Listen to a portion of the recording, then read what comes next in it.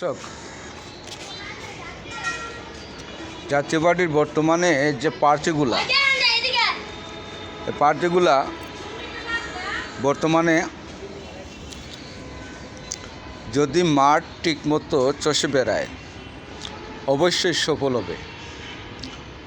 মাঠে দুর্বল প্রার্থী জামাতের, বিএনপির প্রার্থী, ভালো ভালো প্রার্থী থাকলে কী হবে, মূল প্রতিদ্বন্দ্বিতা হবে লাঙ্গল বোনা ধানের শীষের।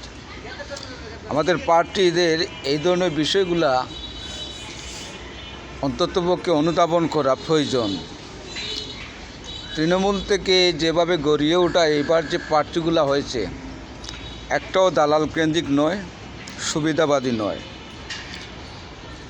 যে কোনো কিছুর বিনিময় হোক, প্রার্থীগুলা যদি ঠিকমতো আনাচে কানাচে ঘুরে নির্বাচনী এলাকায়, ইনশাল্লাহ সফল হবে।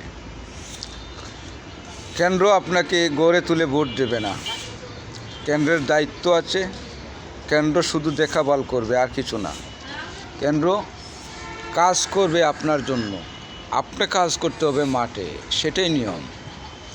কাজ করুন, জনগণের পাশে থাকুন, কথা বলুন, জনগণের সমস্যা শুনুন, দেখবেন ইনশাল্লাহ কামিয়াব হয়ে যাবেন।